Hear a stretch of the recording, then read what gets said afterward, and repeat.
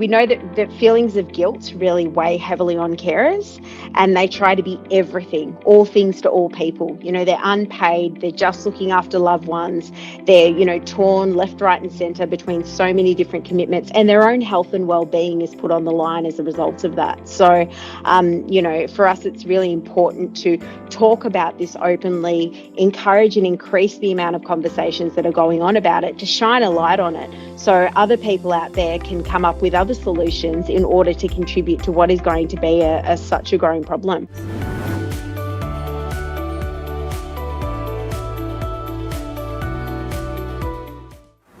When we think about the word carers, the word carers is actually used to describe somebody who's doing voluntary work. So that means sort of unpaid caregiving.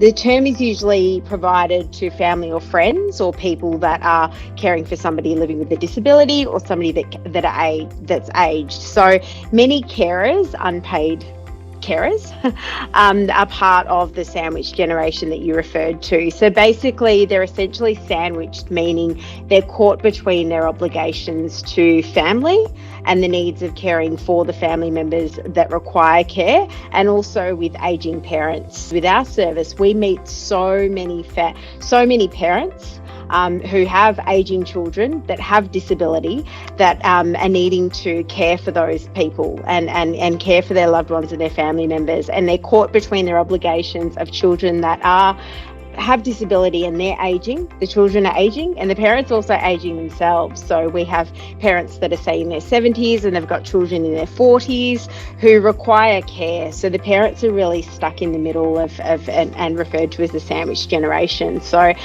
for us, it was really important to start a service that, as in Carer Solutions, which was the organisation that I started, to really feed into that sandwich generation and basically assist them in knowing that they can directly employ their own support workers, so people they choose from within their own networks, to care for their loved ones. So for caring for anybody is very emotionally and also really financially taxing on so many families and so many individuals.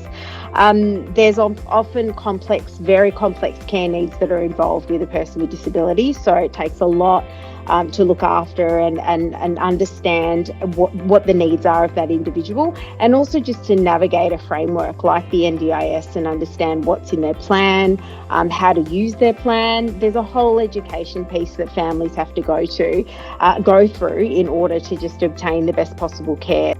In terms of the COLD community, Carers Australia estimates about 500,000 Australian carers are from culturally, linguistic and diverse backgrounds. So 500,000 is a lot of people in our community. And some of the key issues that are facing our COLD community are obviously the cultural barriers, the language barriers, and also when they're not living in metropolitan centres and they're living in remote or rural communities, it's difficult enough at the moment to get access to the right supports in those communities, and it's even more challenging when culturally those services and supports mightn't be right for you in a cultural sense, and also if there's a language barrier too, which often inhibits people from being able to access a lot of services that are out there. So for the COLD community, if you're in the COLD community and you're part of the sandwich generation, there's obviously two very significant hurdles that you have to navigate through to get the right and find the right care. And, Carers Australia estimates about 2.65 million Australians partake in 2.2 billion hours of informal care work each year, which is estimated to be at the value of 77.9 million. Sorry, billion, not million, billion.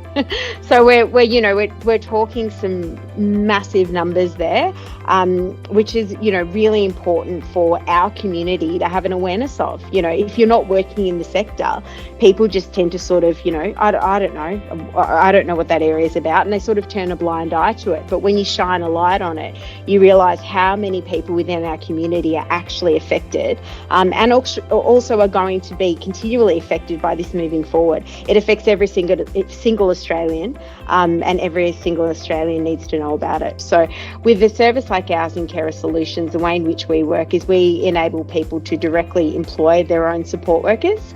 So they're literally in control. They're in the driver's seat. They get to negotiate their own rates of pay. They do all their rostering. They set the duties, and they have full choice and control over their own situation. So it really helps people, particularly in that generation, which is really important.